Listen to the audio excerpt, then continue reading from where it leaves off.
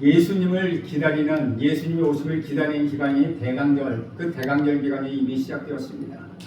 오늘 12월 첫 번째 주일, 오늘은 우리 주님이 오신 날을 기념하고 기억하는 대강절 두 번째 주일입니다.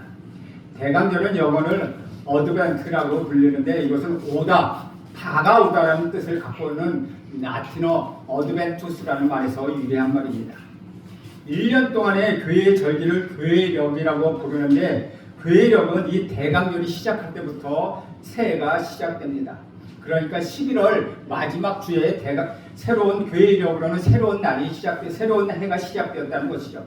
그래서 교회 역사 속에서의 대강절은 새로운 한 해의 시작이라고 말할 수 있습니다. 교회력의 틀은 다음과 같습니다. 예수님을 기다리는 대강절, 그리고 예수님께서 이 땅에 오신 성탄절, 이 땅에서 예수님이 순환을 당하신 예수님을 기억하는 사순절, 순환의 마지막 주간인 고난주간을 지나면 부활절이 있습니다. 그리고 이후에 성령께서 이 땅에 오신 성령 강림절이 있습니다. 이렇듯 교회의 달력은 예수님의 중심으로 하여 만들어졌습니다. 각 절기별 대표성을 나타내는 색깔이 있는데, 이 대림절은 기다림을 표시하는 보라색을 사용하고 있습니다. 그리고 보통 4개의 촛불을 켭니다. 대강절 첫 주에 맞이할 때는 첫 번째 촛불을 켜고, 두 주 맞을 때는 두 번째 촛불, 이어서 세 번째, 그리고 성탄절 바로 전주일에는 네 번째 촛불을 켜게 됩니다. 이렇게 하나씩 초에 불을 붙이면서 빛으로 오신 우리 예수님을 찬양하고, 켜진 촛불의 개수가 늘어나는 만큼 그분의 오심을 기다리는 것이 절정에 이르게 된다는 것입니다. 대강절을 위해 전통적인 기도문은 다음과 같은 내용이 포함되어 있습니다. 오 하나님, 우리는 기뻐하며 예수님의 약속을 기억합니다. 이 촛불에서 나오는 빛처럼 그리스도의 축복을 우리에게 내리시어 우리 길을 밝히시옵소서. 주님의 진리로 우리를 인도하여 주옵소서. 우리가 간절히 기다려오니 이 세상 어둠 속에, 그리고 바로 우리에게 예수님의 생명을 내려 주옵소서. 아멘. 이런 기도문을 하고 있습니다. 그래서 기독교 신앙의 대강이라는 말처럼 기다림의 신앙입니다. 그러므로 예수께서 이 땅에 오심을 기다리며 한 해를 시작할 마지막인 12월을 보내며 새로운 한 해를 우리는 기다리고 있습니다. 그리고 무엇보다 우리는 이 땅에서 다시 오실 재림하실 우리 구주 예수 그리스도를 기다리며 오늘을 살아가고 있습니다. 기다림이란 다른 말로 표현하면 또한 소망입니다. 우리에게 소망이 있기 때문에 기다리는 것이지, 우리에게 고통이 있고 우리에게 환난이 있는데 우리가 무엇을 기다리겠습니까? 고통과 환난이 있으면 피하고자 하지 기다릴 마음은 없다는 것입니다. 그래서 기다림은 다른 말로 표현하면 소망이라는 것이죠. 우리 마음속에 소원이 없다면 기다림은 없을 것입니다. 소원을 품고 기다리는 것이 얼마나 복된 일입니까? 그 소원과 소망을 품고 사는 사람처럼 험한 인생은, 그 소망을 품지 않고 사는 사람처럼 험한 인생은 없을 것입니다. 그런데 만약 우리 삶의 기다림만 계속된다면 그것 또한 우리 가슴 속을 타오르게만 할 것입니다. 우리 가슴 속을 답답하게만 한다는 것이죠. 그래서 하나님 우리에게 기다림과 함께 성취도 주셨습니다. 기다림과 성취, 이것이 하나님께서 우리에게 주신 선물입니다. 하나님은 우리에게 성취에 앞서가시는 기다림을 주셔서 하루하루를 잡아당기며 살게 하셨습니다. 그래서 우리 그리스도인들에게 시간이란 그저 지나가는 것이 아닙니다. 세상의 모든 시간은 그냥 지나가는 시간이나, 그리스도에게는 시간은 미래에서 현재로 다가오는 것입니다. 그러하기에 우리에게는 기다림이 있습니다. 영원한 하나님의 생명이 우리에게 하루하루 가까이 다가오고 있기 때문에 기다림이 있다는 것입니다. 우리 주님께서 다시 오시겠다고 약속하셨기 때문에 우리는 기다림을 갖고 미래의 시간을 만나며 살아가고 있다는 것이죠. 사도 바울도 자다가 깰 때가 가까워왔다고 이야기하고 있습니다. 즉 지금은 그저 지나가는 순간이 아니라 곧 가까이 다가올 때를 기다리는 기다림의 시간이라는 것입니다. 이런 다가옴의 시간적 개념을 가지고 있기에 그리스도인들의 삶에는 설레임이 있다는 것이죠. 가슴을 부드럽게 하는 따뜻함이 있다는 것입니다. 우리는 하나님을 기다리고 하나님은 우리를 기다리십니다. 이것이 성경의 내용입니다. 하나님은 인간이 다시 돌아오기를 기다리고 계십니다. 그리고 우리는 위기와 절망 속에서 하나님의 소망과 빛으로 생명으로 이 땅에 다시 오기를 기다리고 있습니다. 이 땅에 오신 우리 구주 예수 그리스도, 다시 오실 예수 그리스도, 그리고 영원한 세상 속에서 약속하신 생명과 은혜의 자리를 기다리며 우리는 오늘도 살아가고 있는 것입니다. 이것이 바로 신앙이며 신앙의 기쁨입니다. 마치 사랑하는 남자와 여자가 약속한 결혼 날짜를 기다리며 하나가 되기를 소망하는 그런 기다림과 같다는 것입니다.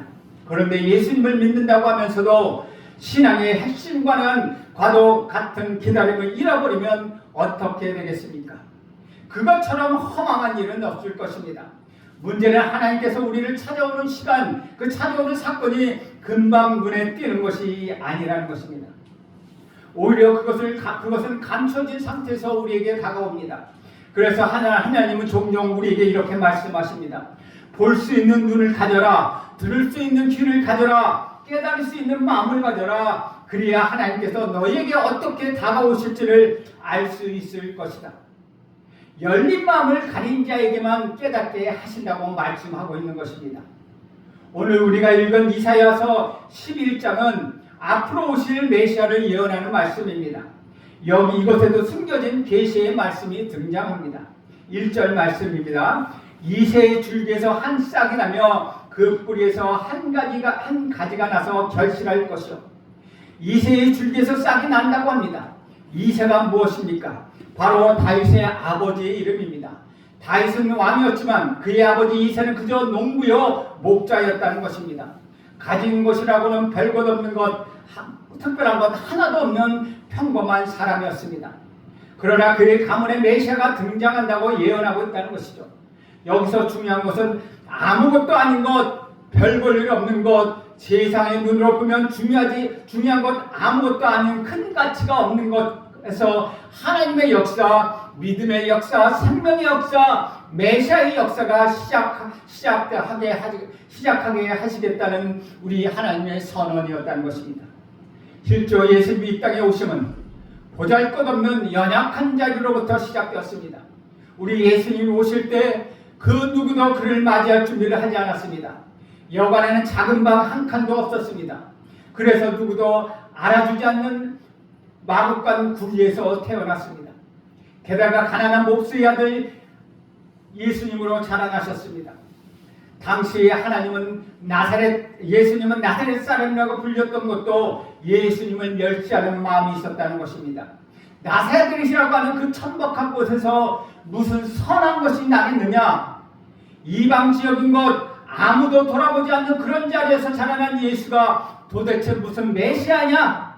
이렇듯 예수님은 그저 비천한 이방 지역의 사람으로 불려졌다는 것입니다. 예수님의 오심 자체가 지극히 소박하고 지극히 겸손했습니다. 아니 비천하고 초라하기까지 했다는 것입니다. 우리 예수님은 가난한 자로 오셨습니다. 우리 예수님은 배고픈 자로 오셨습니다. 우리 예수님은 애통한 자로 이 땅에 오셨습니다. 이것이 하나님의 새로운 역사의 시작이었습니다. 그렇다면 왜 하나님은 하나님의 아들이신 우리 구주 예수를 이 땅에 보내실 때 아주 크고 화려한 궁궐이나 아니 그런 곳이 아닌 아무도 관심을 갖지 않은 작은 자리로 보내시는 것입니까? 그것은 바로 이 세상의 가치관을 뒤엎고 싶은 그 하나님의 마음이었다는 것입니다. 이 세상에서 하나님을 싫어하는 사람이 세 가지 그룹이 있습니다. 첫 번째는 교만한 사람입니다. 하나님을 알지 못하고 스스로 높은 채 하며 의시되는 사람들을 말합니다. 둘째는 잔인한 사람들입니다.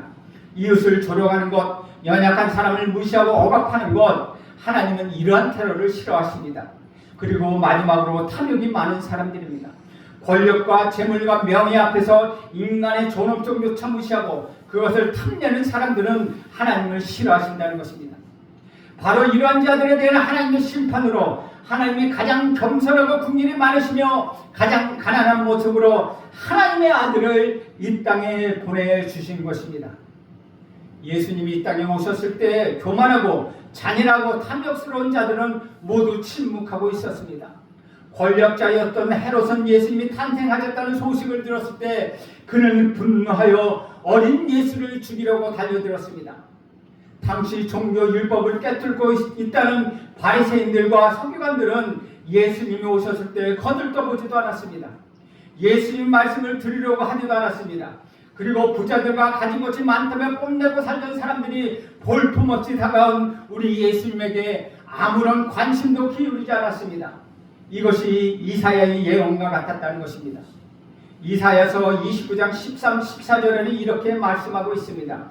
주께서 이르시되 이 백성이 입으로는 나를 가까이하며 입술로는 나를 공경하나 그들의 마음은 내게서 멀리 떠났나니 그들이 나를 경외함은 사람의 계명으로 가르침을 받았을 뿐이라. 그러므로 내가 이 백성 중에 기이한 일, 곧 기이하고 가장 기이한 일을 다시 행하려니 그들 중에서 지혜자의 지혜가 없어지고 명철자의 총명이 가려지리라 라고 말씀하고 있다는 것이죠. 세상에서 스스로 잘났다고 하는 모든 사람들이 지혜와 총명을 내가 무력하게 만들겠다라고 하나님께서는 선포하고 계신 것입니다. 이 말씀을 하실 때 우리 하나님의 웃음소리가 들리지 않습니까? 그것은 기쁨의 웃음이 아니라 조롱과 꾸짖음의 웃음이었다는 것입니다. 하나님께서는 시편 2편에서도 이렇게 말씀하십니다. 시편 2편 1절에 보면 어찌하여 이방 나라들이 분노하며 민족들이 헛된 일을 꾸미는가. 또한 시편 2편 4절에 보면 하늘에 계신 이가 웃으시며 주께서 그들을 비웃으시리로다. 분노하며 헛된 일을 꾸미는 이 모든 것을 보시며 네가 세상의 왕이냐 나는 하늘의 왕이다 라고 말씀하고 계시다는 것입니다. 스스로 잘났다고 하는 사람들, 힘이 있다고 의시되는 사람들, 권력을 뽐내는 사람들을 향한 우리 하나님의 비웃음이라는 것입니다. 하나님을 적대하는 자들에 대한 하나님의 조롱이요 교만한 자들을 향한 하나님의 심판이었습니다. 마리아는 성령께서 오셔서 내가 아들을 낳을 것인데 곧 하나님의 아들이라고 말씀하셨을 때 그는 놀랐습니다. 자신처럼 어리고 연약한 여인에게 별 볼 일 없는 초라한 여인에게 성령이 임재하셔서 하나님의 새로운 역사를 만드신다는 것이 얼마나 놀라운 일이겠습니까? 하지만 그녀는 자신의 임한 놀라운 은총을 통하여 하나님의 뜻을 깨닫게 됩니다. 이 세상을 역전시키는 하나님의 새로운 섭리를 그들은 깨닫게 된다는 것입니다. 그녀의 노래에서 그것을 볼 수 있습니다.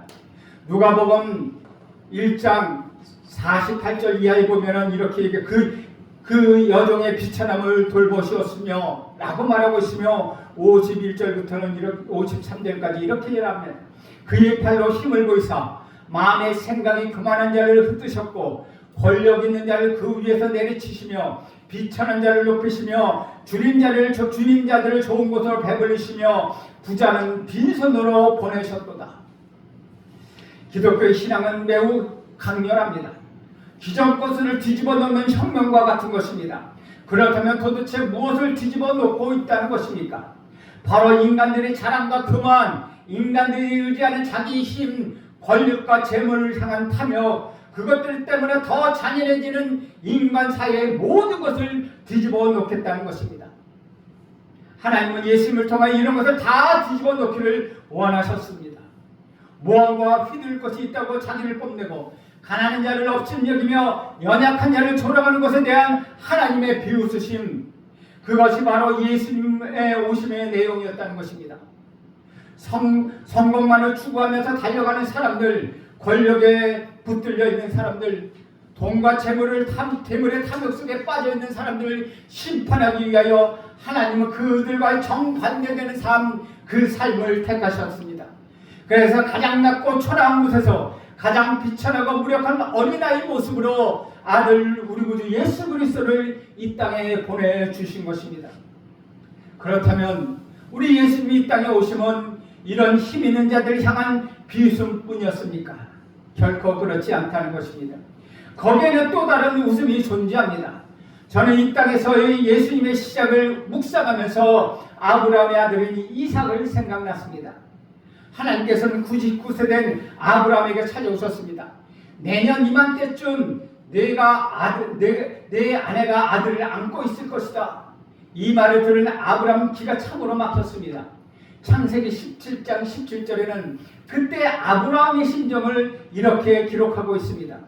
아브라함이 엎드려 웃으며 마음속으로 이르되 100세 된 사람이 어찌 자식을 낳을까? 사라는 90세이니 어찌 출산하리요? 아브라함은 속으로 생각했습니다. 이건 말도 안 되는 거야. 내가 나이가 100세이고 내 아내도 90세인데 우리에게 어떻게 이런 일이 생길까? 100세가 된 자신에게 아들이 생길 것이라고는 도저히 믿을 수 없는 이야기처럼 들렸기 때문입니다. 그렇다면 사라는 어떠했습니까? 하나님과 아브라함의 대화 내용을 천마고기에서 엿듣던 그녀의 반응 또한 아브라함과 별반 다르지 않았습니다. 창세기 18장 12절에 보면 사라가 속으로 웃고 이르되 내가 노쇠하였고 내 주인은 늙었으니 내게 무슨 즐거움이 있으리요. 내가 이렇게 다 늙어 빠졌는데 무슨 아이를 낳는다고 사라도 속으로 웃었습니다. 도저히 상상할 수 없는 일이었기 때문입니다. 그런데 하나님이 다시 물으십니다. 사라야, 너 왜 웃느냐? 사라는 깜짝 놀래 웃지 않았다고 거짓말을 하지만 하나님이 그녀가 웃었음을 다시 한번 말씀하십니다. 그리고 그들의 웃음을 보신 하나님은 그들이 곧 낳게 될 아들의 이름을 이삭이라고 지어주셨습니다. 이삭은 웃음이라는 뜻을 갖고 있습니다. 저는 이 이야기를 볼 때마다 하나님이 참으로 얼마나 유머스러운 분인가를 다시 한번 느끼게 됩니다. 처음 하나님의 말씀을 들었을 때 사라의 웃음은 기가 막혀서 나오는 웃음이었습니다. 말도 안 된다고 여기면서 터져나오는 웃음이었습니다. 그런데 1년 후 사라가 아들 이삭을 안고 이렇게 노래합니다. 창세기 21장 6절에 보면 이렇게 기록합니다. 사라가 이르되 하나님이 나를 웃게 하시니 듣는 자가 다 나와 함께 웃으리로다. 하나님이 웃음을 주셨다는 것입니다. 기가 막힌 웃음을 기쁨의 웃음으로 바꿔주셨습니다. 그리고 이렇게 이야기합니다. 이 소식을 듣는 모든 사람들아 너희도 나와 함께 웃어라.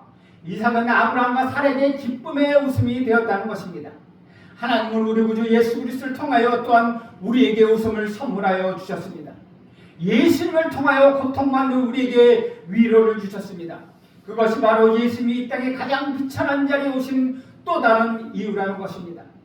가난한 자들아, 애통하는 자들아, 고통받는 자들아, 우는 자들아, 참담하게 절망하는 자들아, 내가 내 아들 예수를 너희에게 보낸다. 예수는 너보다 더 배고프고 너보다 더 가난하고 너보다 더 절망하고 너보다 더 큰 고통을 받는다. 그러니 예수를 통하여 위로를 받으라 라고 말씀하고 계신 것입니다. 예수님의 생애는 가난한 자, 힘든 자, 외로운 자들에 위해서 위로하시고 격려하시고 소망과 힘을 주셔 그들을 다시 세우시는 것, 그것이 전부였습니다. 예수님은 하나님의 따뜻한 사랑의 웃음이었습니다. 사탄의 종이었던 우리가 죄와 죄악의 종에서 용서받고 하나님의 아들과 딸이 되었습니다. 이 세상의 죽음으로 모든 것이 끝난 줄 알았는데 영원한 생명의 세계를 우리에게 맡겨주셨다는 것입니다. 이보다 더 큰 사랑, 이보다 더 큰 웃음이 우리에게 어디 있겠습니까? 우리가 교만할 때는 하나님의 웃음이 비웃음이었습니다. 그러나 우리가 겸손히 우리 주님의 은혜, 은총을 찬양할 때 하나님의 웃음은 기쁨과 사랑의 웃음이 된다는 것입니다. 사랑하는 여러분, 예수님이 이 땅에 오신 이유는 우리가 기쁨의 웃음을 웃게 하기 위함이었습니다. 우리가 하나님을 찬양하게 하기 위함이었습니다. 그렇게도 울던 어린아이가 어머니 얼굴 보면 금방 웃음을 굳히지 않습니까? 어머니가 아들과 딸을 보며 방긋방긋 웃으며 언제 우렸나는지 방긋방긋거리는 아이가 아니겠습니까? 마찬가지입니다. 우리 아버지 되신 우리 하나님은 예수님을 통하여 저와 여러분을 웃게 만드십니다.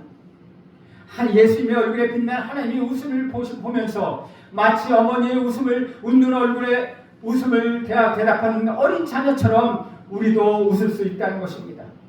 우리 속에 있는 아픔과 슬픔을 다 토해낼 수 있습니다. 아버지 되시는 하나님께서 따뜻한 사랑의 웃음으로 저와 여러분을 바라보고 있기 때문입니다.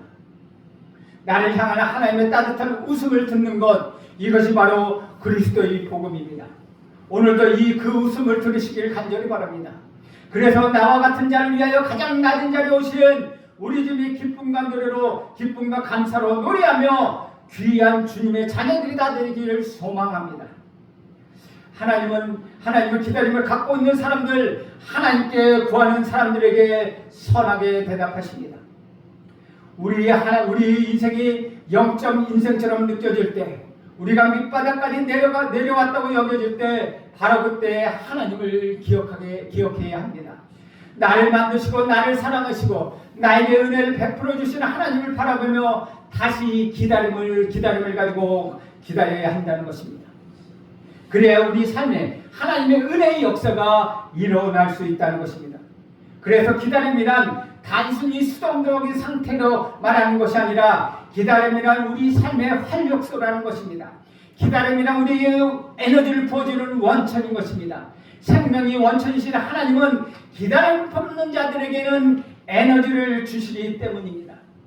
주 안에서 살아가는 여러분, 저는 여러분 모두가 하나님을 바라며 기다리는 사람이 되길 간절히 바랍니다. 우리는 매일 숨을 쉬면서 공기의 소중함을 모르며 살아가듯이 하나님의 은혜로 살아가면서 우리와 늘 함께 하시는 하나님을 믿고 살 때가 참으로 많습니다. 신앙을 가진 저와 여러분이 교회에 나와서 예배 드릴 때만 하나님을 생각합니다. 여러분 기억하십시오. 삶의 현장에서 하나님 늘 여러분과 함께 하신다는 것입니다. 여러분을 사랑하시고 계신다는 것입니다. 여러분의 길을 인도하고 계십니다. 여러분, 여러분의 마음속에 있는 쓴뿌리는 생명의 뿌리로 바꿔주시고 하나님은 지금도 여러분을 지켜보고 계시다는 것입니다. 바로 그 하나님, 예수님, 성령님이 여러분의 긍휼적인 기다림의 대상인 것입니다. 여러분의 삶의 자리에 아무리 연약한 자리이라 할지라도, 이 시대가 아무리 많은 갈등과 미움과 역사가 있다 할지라도 믿음의 사람들은 기다림을 가져야 하는 것입니다. 그것이 우리 삶을 변화시키고 우리 공동체를 변화시키는 것입니다. 그래서 성경은 우리 예수님께서 이 땅에 오시는 것이 하늘에는 영광이요 땅에는 하나님의 사랑의 사람들의 평화로라고 선언하고 있는 것입니다. 기다림의 사람 속에는 하나님이 역사하십니다. 믿음의 사람들을 통해서 하나님은 이 땅을 회복시키실 것입니다. 사랑하는 여러분, 우리 하나님께서는, 우리 예수님께서는 우리의 소망이십니다. 예수님은 나보다 더 큰 절망과 더 큰 탄식 속에 계셨던 분이십니다. 하지만 예수님은 절망 속에서도 하나님을 바라보았습니다. 그리고 이 땅을 회복시키지 않으셨습니까? 여러분께서 여러분 중에 예수님만큼 고난을 당하신 분 어디 있습니까? 예수님을 다시 바라보십시오. 여러분을 향한 주님의 인자심과 긍휼하심을 경험하십시오. 여러분의 삶을 주님께 온전히 드리시기를 고백하십시오. 그리하여 이 대강절 기간 동안 하나님이 주시는 그 기다림의 은혜, 그 소망의 은혜 가운데 살아가는 복된 여러분 모두가 되시기를 간절히 축원드립니다. 기도하겠습니다. 하나님, 이 대강절 기간 동안 우리 주님을 기다리게 하시는 기다림의 소망을 주시는 날 감사드립니다. 하나님, 우리 주님을 통하여서 우리가 다시 한번 웃을 수 있게 해주시니 감사드리며 그 기쁨의 웃음, 감사의 웃음, 또 감사의 찬양이 우리에게 넘쳐나는 이 대강절 기간이 되게 하옵소서. 예수님의 이름으로 기도합니다. 아멘.